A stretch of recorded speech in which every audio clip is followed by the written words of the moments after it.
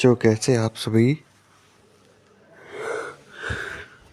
उम्मीद करता हूँ आप सभी काफ़ी बढ़िया होंगे, मस्त होंगे, ज़बरदस्त होंगे। और आज जिस वीडियो में हम बात करने वाले हैं भारत एंग्लो युद्ध के बारे में। तो सॉरी गलत बोल दिया। एंग्लो सिख युद्ध के बारे में द्वितीय पहला हम पढ़ चुके हैं जो कि, और जिन्होंने वो वीडियो अगर अभी नहीं मतलब कि जाकर चेकआउट किया तो प्लीज़ जाकर चेकआउट करें, क्योंकि उसके पहले भी इस वीडियो के पहले भी मैं 2 और वीडियो बना चुका हूँ इसी सेम लेक्चर से लेके, जिसमें एंग्लो उस प्लासी का युद्ध भी हुआ बच्चों, जो कि इसी के पहले का पार्ट है। और आपको वो कैसा लगा तो मुझे कमेंट बॉक्स में, मतलब मेरे पढ़ाने का तरीका, अगर आप पहली बार वो आए हुए हैं और अगर इससे पहले भी अगर आप लोग मेरे दूसरे चैनल से भी जुड़े हैं तो बहुत बहुत शुक्रिया।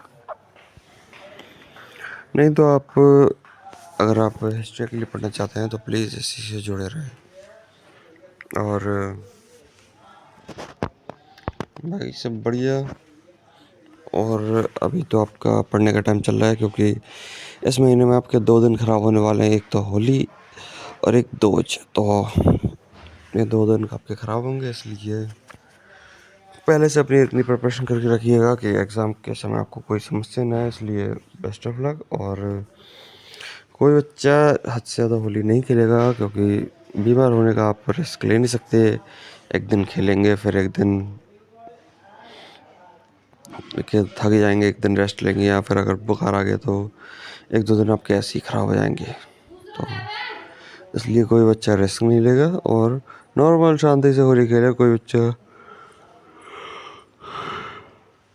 हुल्लड़बाजी नहीं करेगा, कुछ नशे पत्ती नहीं करेगा कि भांग पियेंगे ये पियेंगे, कुछ नहीं। बीन गुड मूड और मज़े करो। तो क्या है फिर, चलिए बच्चों, बिना वक्त ज़ाहिर किए चलिए शुरू करते हैं। द्वितीय एंग्लो सिख युद्ध, जो कि 1848 से लेकर 1849 ईस्वी तक चला था। और इस समय British governor Lord Dalhousie Bharat आए हुए थे, और प्रथम युद्ध में पराजय के बाद सिख सेना खालसा शक्ति को पुनः प्रतिष्ठा करना चाहती थी। रानी जिंद के साथ दुर्व्यवहार, पेंशन घटाई गई और नजरबंद रखा गया। और फिर मुल्तान के गवर्नर मूल राज को अंग्रेज द्वारा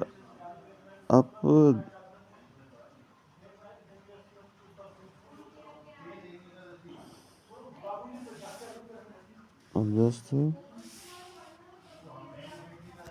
करने के कारण सिखों एवं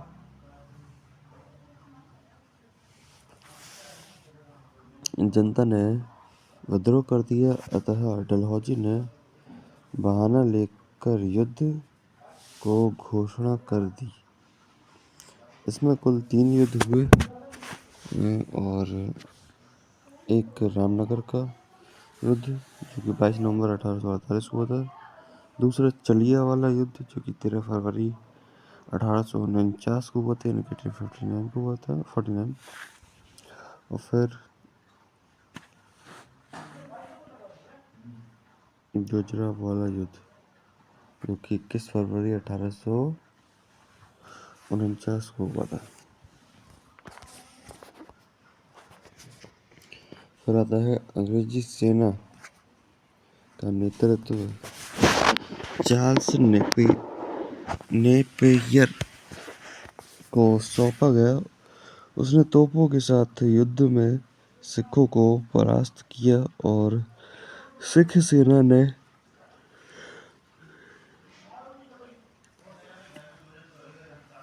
आत्मसमर्पण कर दिया।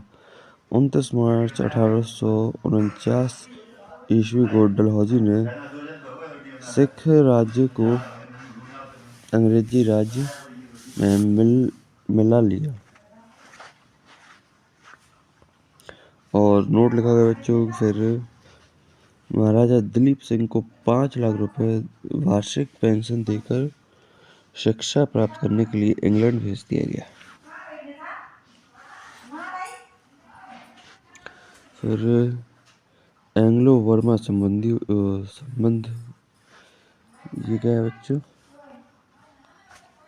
1758 में आलोमप्रा के नेतृत्व में एक शक्तिशाली ब्रह्म राजतंत्र की स्थापना हुई जिसकी राजधानी अम्बा थी और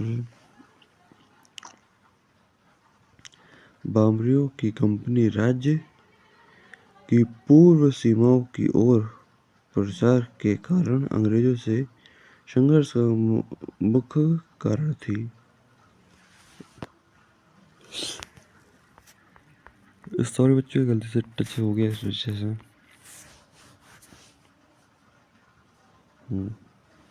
फिर और बच्चों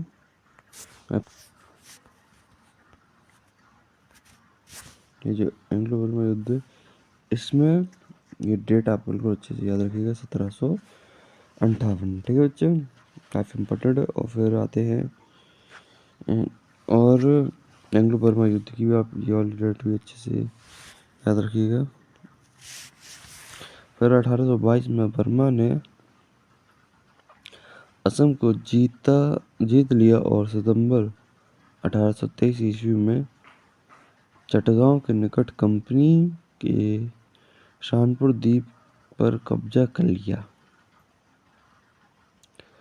फलतः गवर्नर लॉर्ड एम्स्टर ने 24 फरवरी 1824 को युद्ध की घोषणा कर दी और प्रथम एंग्लो बर्मा युद्ध हुआ बच्चों का 1824 से लेकर 1826 तक। जैसा कि मैंने आपसे कहा था कि ये काफ़ी इम्पोर्टेंट है, तो प्लीज़ आप इसे एक बार, मतलब एक बार नहीं, इसे आप याद रखिएगा।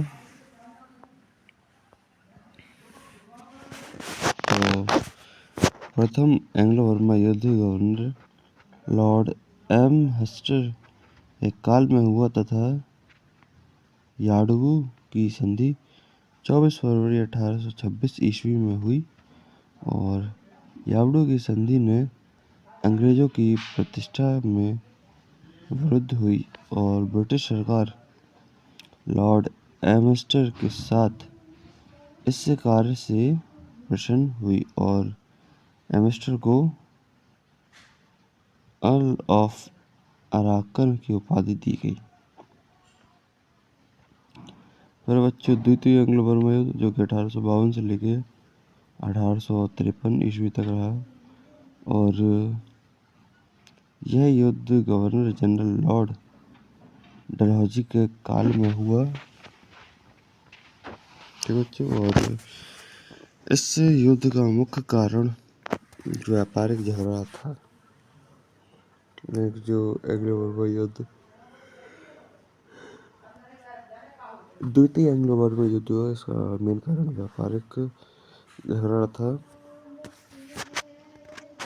और 2 अप्रैल 1852 को गाडविन ने रंगून, पिंगू और प्रोम पर कब्जा कर लिया।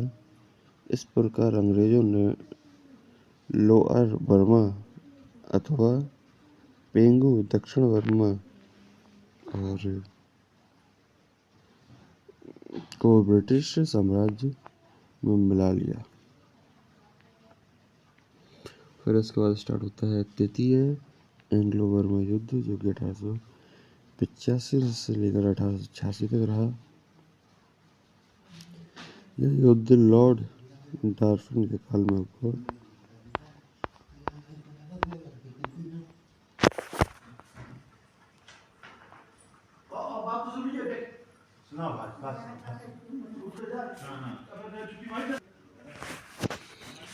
अंग्रेज राजनीति प्रतिनिधि के अधिकारों, व्यापारिक एकाधिपत्य और विभिन्न अधिकारों को लेकर बर्मा दरबार एवं अंग्रेजों में झगड़ा होने लगा।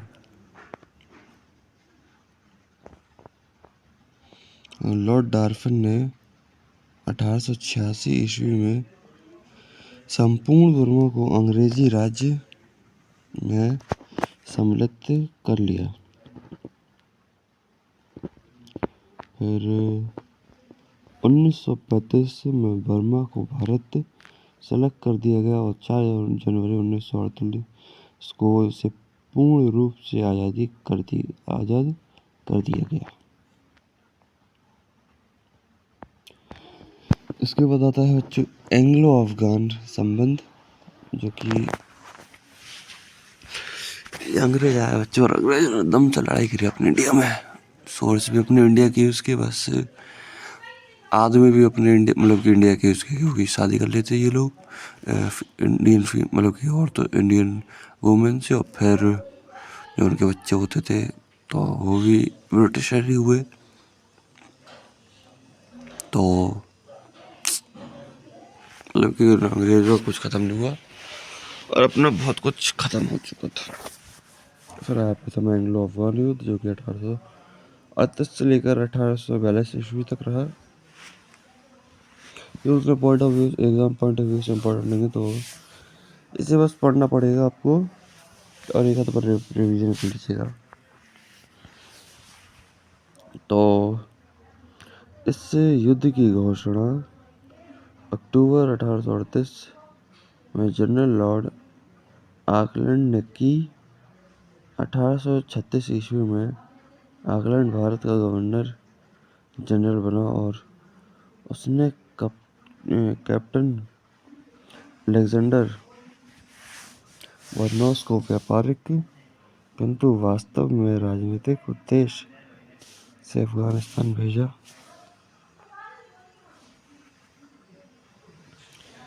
और फिर दोस्त महमूद को हटाकर शाह शुजा को अफगानिस्तान का शासक बनने हेतु ऑकलैंड ने जून 1838 में शाह शुजा एवं रणजीत सिंह के साथ मिलकर एक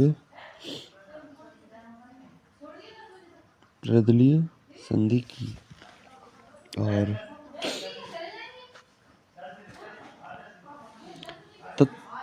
तत्पश्चात अक्टूबर 1838 ईस्वी में युद्ध की घोषणा ऑकलैंड ने कर दी।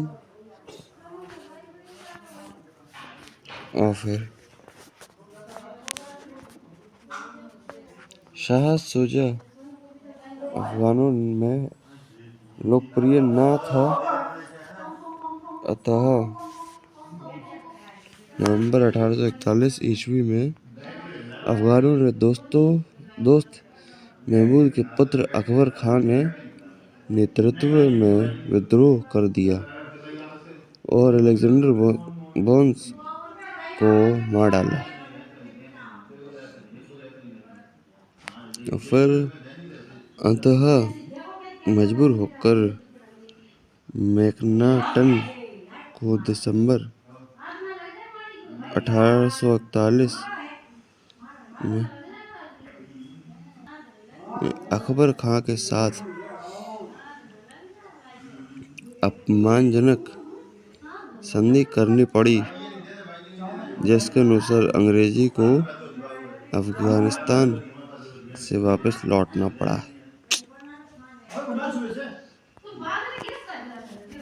और फिर द्वितीय एंग्लो अफगान युद्ध हुआ, जिसमें लॉर्ड लिटन ने नेवल चैम्बरलिन को राजदूत बनाकर अफगानिस्तान भेजा। और फिर लेकिन उसे खैबर दर्र से प्रविष्ट होने की अनुमति न मिलने पर लॉर्ड लिटन ने 21 दिसंबर 1778 को युद्ध की घोषणा कर दी और युद्ध की घोषणा होते ही अंग्रेजी सेना ने तीनों ओर से अफगानिस्तान पर आक्रमण किया और एक सेना सर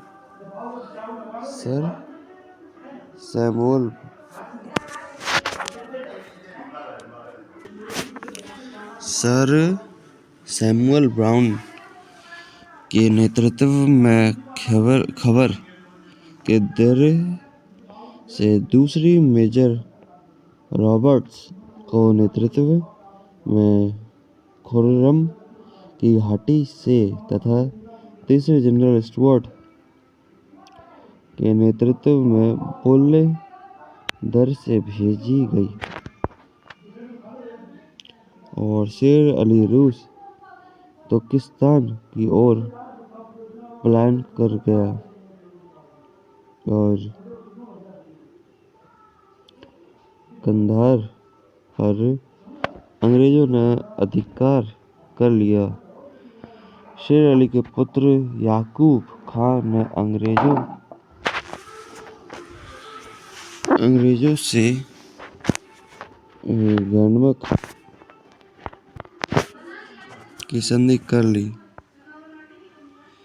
और अंग्रेजों ने विदेशी आक्रमण से अमीर की रक्षा करने तथा 6 लाख रुपए प्रति वर्ष सहायता के रूप में देना स्वीकार किया।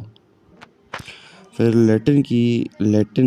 लिटन की अफगान नीति गंभीरतापूर्वक निर्धारित हुई थी और उसका क्रियान्वयन भी दक्षतापूर्वक हुआ था और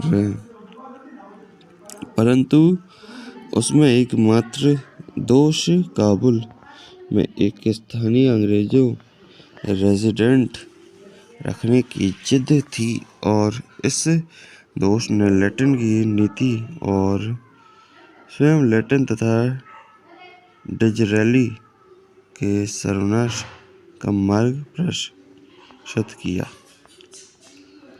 फिर आता है बच्चों तृतीय एंग्लो अफगान युद्ध, जो कि 1880 ईस्वी में रिपन भारत का गवर्नर जनरल बना। इस बीच शेर अली का भतीजा अब्दुल रहमान रूस की कैद से मुक्त होकर काबुल पहुंचा और सत्ता प्राप्त की। रिपन ने उस काबुल का अमीर स्वीकार किया और 1884 में रूस ने मर्व एवं 1885 में पंजदेह नामक अफगान प्रदेश पर अधिकार कर लिया। फलतः एक बार फिर गंभीर समस्या उत्पन्न हो गई, परंतु जब रूस ने बीजतः क्षेत्र अफगानिस्तान को वापस कर दिया तो समस्या टल गई। फिर 1907 में एंग्लो रूस समझौता हुआ, जिसमें यह निश्चित हुआ कि अफगानिस्तान रूस के प्रभाव क्षेत्र से बाहर। दूसरी तरफ इंग्लैंड भी अफगानिस्तान की राजनीति में कोई परिवर्तन न करे, वह अपने प्रभाव का रूस के विरुद्ध प्रयोग न करे का वचन दिया और किंतु अफगानिस्तान का अमीर हबीबुल्लाह इस समझौते से सहमत नहीं था। और फिर प्रथम विश्व युद्ध में जर्मनी की प्रेरणा से अमीर ने भारत की सीमाओं पर हमला किया जो सफल न हो सका। फिर 1921 में एक शांति संधि पर अमीर एवं ब्रिटिशों में संधि हुई। फिर अंग्रेजों के लिए अफगानिस्तान की ओर से कई समस्या नहीं रही। तो अभी बस इतना ही रखते हैं, फिर बच्चे मिलते हैं आपसे अगली क्लास में। जब तक के लिए थैंक यू, शुक्रिया।